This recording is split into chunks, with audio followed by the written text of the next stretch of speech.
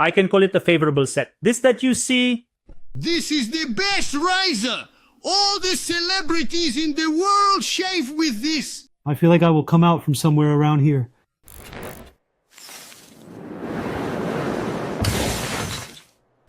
welcome Legos. Today I am here with a massive box. The table is huge. It covered half of it. I can practically say I am standing in a corner of the table. One of the best Star Wars sets. The Ultimate Collector Series 8080 set. This set, numbered 75313, consists of exactly 6,785 pieces. Do not let the fact that our set has 6,785 pieces scare you. Because our UCS Millennium Falcon set you see here consisted of 7,541 pieces, our M1 Starfighter UCS set we see here consisted of 1,809 pieces. Although the piece count was a bit low for UCS sets, its look is magnificent. The build videos for both of these sets are available on my channel. Don't forget to watch them. We first saw the AT-AT in the Battle of Hoth in The Empire Strikes Back. The Empire used these vehicles while attacking the Rebel Alliance's Echo base. Because of their thick armor, AT-ATs could not be stopped by normal weapons, so they were toppled by snow speeders wrapping cables around their legs. Let's see if they included Luke Skywalker's attack on the AT-AT in this set. I am very curious. AT-ATs were built for Imperial forces to both transport troops and create psychological pressure on the enemy. AT-ATs are armored ground vehicles over 20 meters tall. Our set was released in 2021 and was retired in 2024. You know that I like to give the technical details and measurements at the end of the video. After we build our set, we will talk about its market value. I do not want to keep you waiting any longer. I am also very impatient to build this set because I am a Star Wars fan and this set is truly huge and impressive. Let us examine our box, then open it to see what is inside together and look at the instruction manual. Then we will start building our set, but before that, don't forget to like my video, subscribe to my channel, and turn on notifications. Let the Star Wars 8080 presentation begin. Yes, now let's open our box together. There are security tapes right here. The flap opens like this. It is the same on the other side as well. I'm opening it right now.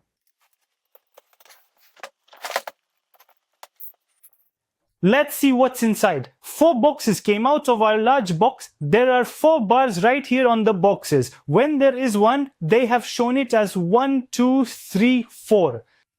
As you can see, they have highlighted the section being built on each one. Let me show them all to you. Here, the first box shows what will be built, the legs. By the way, one of the boxes is the size of a regular Lego set box. Now let's open these boxes and see what's inside. And finally, we have opened all the boxes. You can actually open and build these boxes in order as the first box, second box, third box, and fourth box. Each one has its own separate manual. Therefore, you will build the first box first, then the second box, the third box, and the fourth box. Don't let it look so messy. I opened them all like this to show you. Now let's count how many bags came out. Inside our boxes, there are 50 bags, numbered from 1 to 18, 2 unnumbered bags, and 8 by 16. Let me show you. We have one information sheet. Now let's examine our first booklet and start building our set. But before that, don't forget to like the video, subscribe to my channel, and turn on notifications. Let's begin. We are now opening the envelope that came out of our first box. Our booklet came out of the envelope. 144 pages, 222 construction steps. The booklet already shows where to build. Assembly begins with building the technical spine that will support the entire weight of the model. Long beams and cross braces create a sturdy frame that prevents the body from flexing. The different colors inside make it easy to distinguish the orientation of the parts and spot assembly errors. Then, the circular joint mechanisms that determine the angle of the legs with the side supports are locked into place. This system allows the legs to move while also maintaining the model's balance.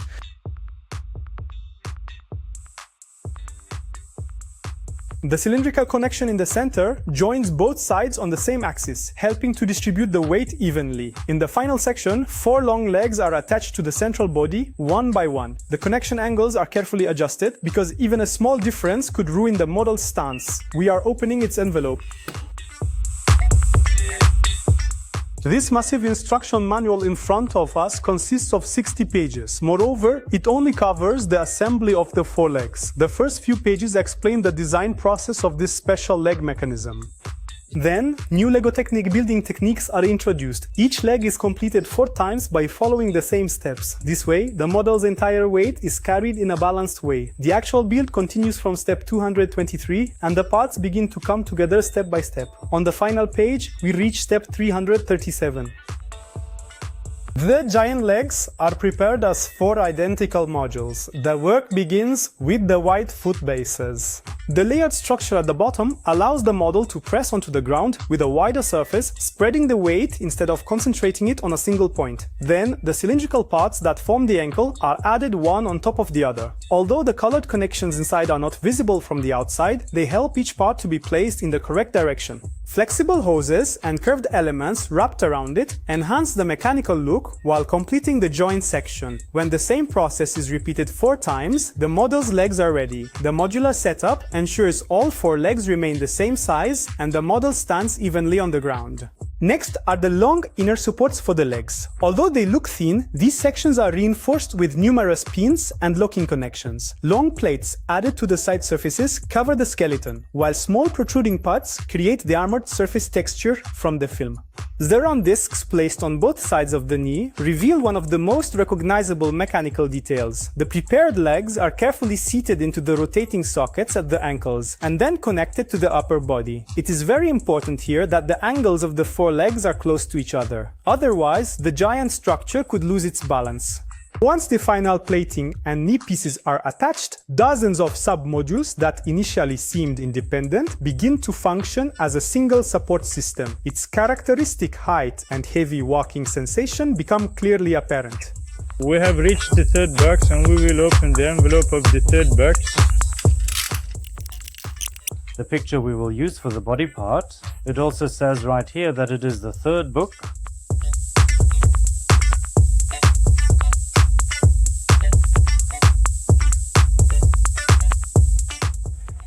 We are on this booklet up to page 268 and the 790th construction stage. At this stage, the giant body is being assembled. First, the black frame supporting the base is prepared, and the inner compartments are separated by vertical supports. Although the colored pieces are not visible from the outside, they make it easier to position the connection points in the right direction. Then, the long side walls are locked with Lego Technic beams. This way, the large structure maintains its form without flexing. The light gray elements added to the top edge form the baseline of the armor, while the circular connection at the front prepares a solid center for the head and neck mechanism. Large cladding panels cover the inner skeleton, but openings that provide access to the interior are preserved. Today, with the final checks, the completed body is carefully lifted and placed onto Jizo pot points on the 4 legs. Once the connections are locked, the parts transform into a single balanced combat vehicle. We are opening the last envelope that came out of our 4th box. In the 360-page instruction manual, it is time for the Elite 80s characteristic head section. First, the inner skeleton carrying the cockpit is assembled. While movable joints allow for adjusting the head's angle, the sloped pieces added to the front surface create the armored look. After the top cover and details are finished, the head is carefully seated onto the bellows neck connection. Then, the remaining open side and top surfaces of the body are covered with large grey panels. These panels not only add volume to the model, but also reflect the heavy armor texture from the film. Once the final pieces are in place, the Empire's giant war machine looks almost complete. Yes, Legos, our Star Wars UCS 8080 set with code 75313 is finished. It was exactly 6,785 pieces. It was an enjoyable set to build, though with many repetitions. If you focus on the beautiful result, you won't have any trouble with the repetitions. But I struggled so much, especially with the 7th bag. I turned the page, so there were 4 repetitions and did all 4 at once, because doing one and going back to the start can really tire you out. This set is not a starter set. If you start Lego with this, you will struggle a lot because the number of pieces is very high. The number of repetitions can be very boring. The result might be magnificent, but you shouldn't be fooled by that. Our set is exactly 62 centimeters high, 69 centimeters long, and 21 centimeters wide. The boxed type weighs almost 11 kilograms. The finished version is nearly 7 kilograms. It comes in at about 6 kilograms and 700 grams. It is really not easy to lift. I will show you all of this. All of these panels come off as well. I will show you a close-up now. Carrying it is not like the Millennium Falcon you see in the back. I recommend you watch that video. I am putting the link in the description and right here. I dropped this set once. Fortunately, it did not get much damage. It is a set with a very high chance of breaking when moving it from one place to another.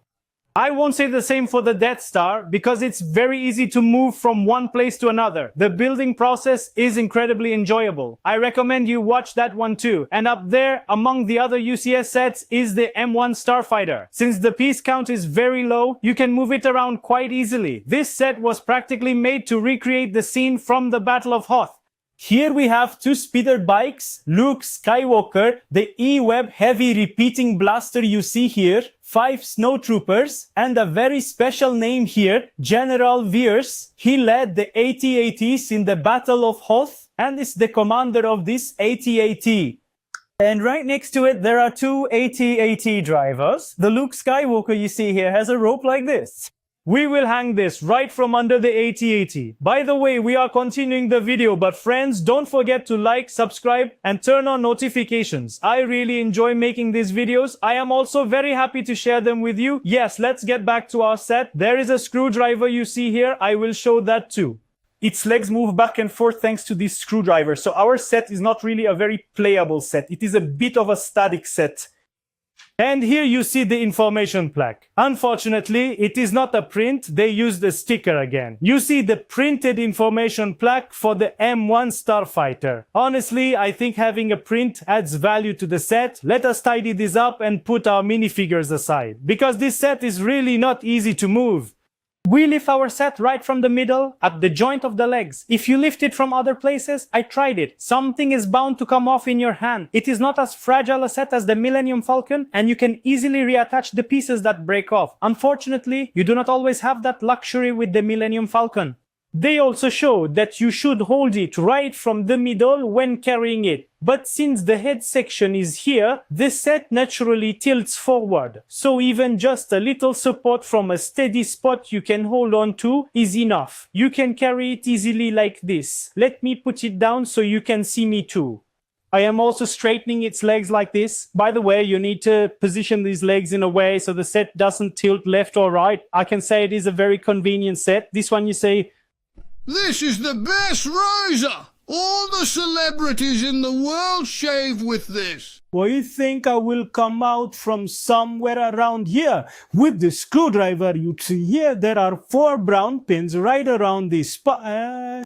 If you focus right here, I will show you by placing them on those pins. If you notice the base of our set, it moves back and forth. Now, to work on the top part, there is a section right above it as well. Again, we can move this same pin back and forth like this. You can position the legs however you like, but I do not recommend moving them too far back or forward. It would be better if it were proportional. I can say the set looks massive. It is a magnificent set that is very full and appeals to many people. Now I will slide it to the side a little bit because I have practically disappeared behind it. I am doing things like this so you can see me. I pulled it a little bit more to the side. There was a clicking sound. There is nothing wrong. Now, let me show you this part. I already showed you how to attach it while filming. The top part detaches very easily like this. I put it aside. The back section detaches very easily. We put that aside too. Similarly, the front part also detaches very easily. The top section of the set is now completely empty. Now, they have placed these large side panels onto 2 pins, but they are so secure that there was no tendency for them to tip over, break, or come loose. I am removing them right away. As if I would say that and then it would happen to us right away. Yes. This also came out very easily, as you can see. I will remove this side right away as well. Yes, the AT-AT is completely bare now, while I have you here and it is completely bought. I would like to make a critique. For such a large, massive, beautiful set with a high market value, this minifigure count is way too low. I checked the forums and it has already received a lot of criticism.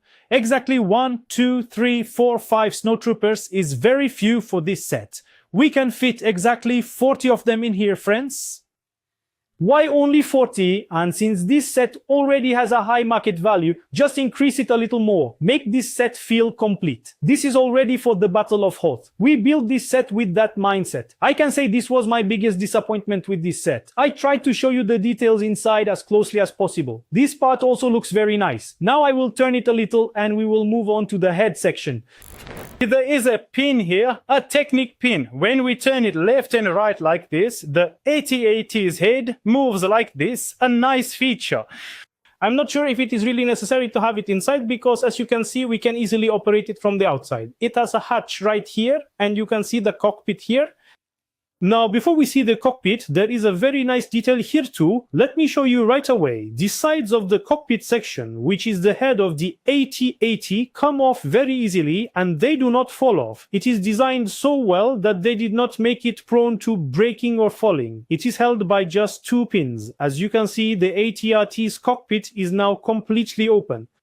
I might place General Veers and the AT-AT drivers here because they really look great. Unfortunately, our set is not one that can be moved around once placed. You just put it like this. And you will play with it like this. For example, the leg stance I mentioned. Right now, for instance, the legs went back a bit and the set tilted slightly forward. Let me fix it right away so it doesn't fall and cause us trouble. We have completely stripped our set. Let's put the outer panels back on immediately. By the way, the cannons you see here also move right over there like this. The AT-AT set was truly beautiful. Its market value is very high right now. It was released in 2021. It was retired in 2024. Unfortunately, the prices are currently around 50,000 Turkish lira and they keep rising. I really enjoyed building this set. In your opinion, which UCS set is better? The AT-AT, the Millennium Falcon or the T-Fighter? Which one of these 3 would you choose? Let's even include the Death Star. Which of these 4 sets would you choose first? Write your ranking in the comments. I have no idea where I will put this behind me. I will redesign this place again. I am even thinking about changing this room. I have another room inside. I built shelves in there just like this one. I am willing to risk moving these there, but I have no idea how I will move that Millennium Falcon. I have a lighting problem in the back. I need your support on this. What should I do? How do these shelves move? The shelves can be placed in the gaps you see between them. What kind of lighting should I use? I would be very happy if you could support me in the comments. Ultimate Collector Series sets are always different, We saw this difference in this video as well. I really enjoyed building it and explaining it to you. I look forward to your thoughts on this beautiful set in the comments. Don't forget to like my video, subscribe to my channel and turn on notifications. Every week we will build beautiful sets together. See you next week. Yego. I love you all. Take care of yourselves. Goodbye.